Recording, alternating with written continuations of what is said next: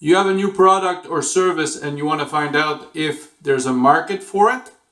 This is what we will see in this video. I'll see you inside.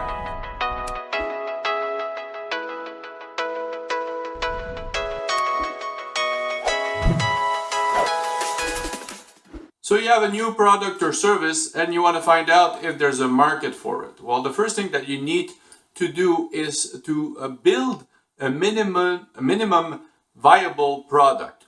What is this? We'll call it MVP to avoid the tongue twister.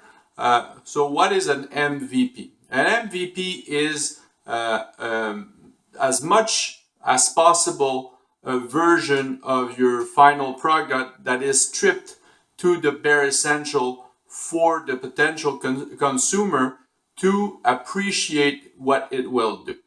It's very vague as an example or as a definition, but let's give an example. Let's say that you are building a new car, and let's say that the main feature of the car is performance.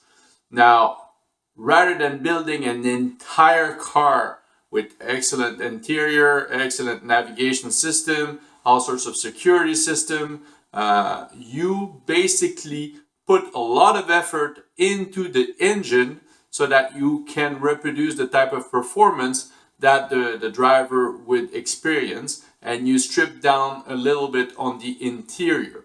So your focus point will be the differentiation factor that will make the person like or dislike your product or make it stand out from the competition. At the contrary, or at the other end of the spectrum, if you're still in the car market and what you want to try to differentiate from your consumer would be the interior, the ergonomics, well then you can put a cheaper engine, you can put something that you already have in your arsenal under the hood and really build a great interior so that when the people sit in your car, they understand what you're trying to push. Okay, so this is an MVP, minimum viable product. So we use that, another way of seeing it is prototype, although I'm not sure that these are interchangeable. The difference between MVP and prototype is explained here. Both serve a different purpose and they have different components.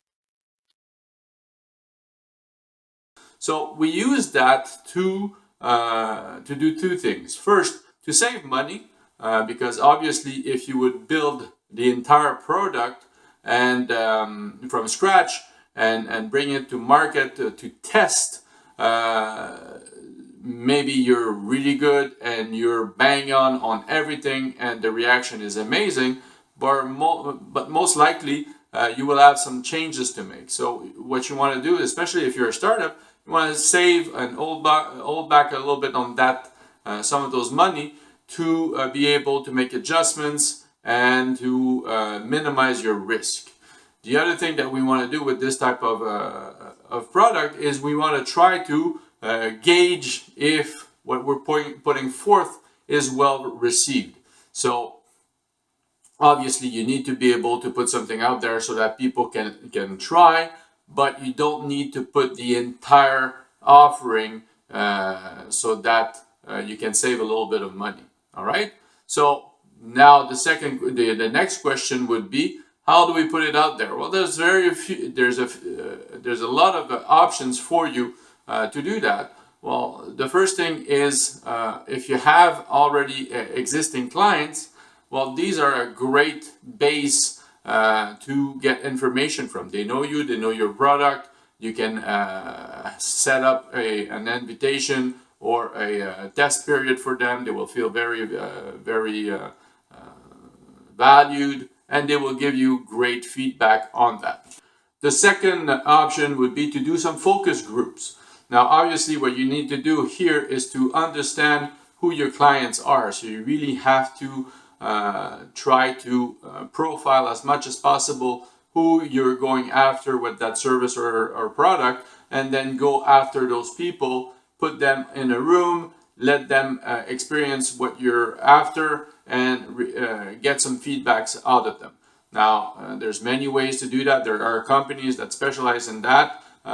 You can also do it yourself. Obviously, you need to have some help with respect to how to poll and how to get information from those people that is unbiased. Also, making sure that you have a good representation that is not skewed in one way or a direction to get a great evaluation. But I've been asked from the street by a beer company to experience their product and give my opinion. So it can be as simple as that. So obviously there's a lot of things that need to go into it, but it is doable. The other option that you can have is build a website. It doesn't have to be a complete website. It has to be a website that show and present enough of the information so that you can get some sort of feedback from the people that you would present that to. So obviously you have the information section and maybe a questionnaire attached to that so that you can get some sort of feedback.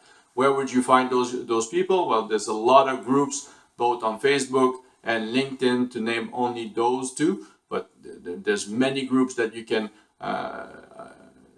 present this and get some sort of feedback from that audience. Now, the last option, and it's an option that I like a lot, I've seen some very, very interesting thing on there, are the crowdfunding platforms. Now, you don't have to have a finished product, nor do you need to give equity in your business to be on those platforms.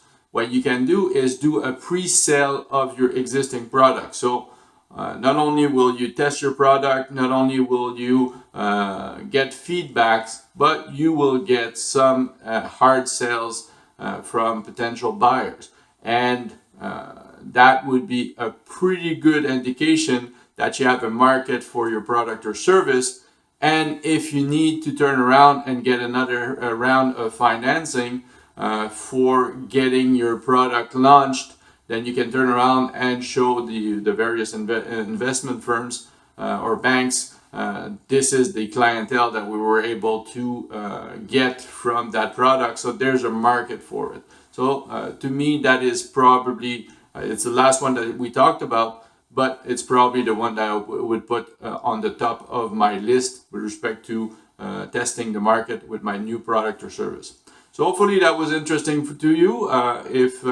If you like the information, please share the video. Don't forget to subscribe. I try to do a video every week. So help me get this channel growing. Thank you, and I'll see you in the next video.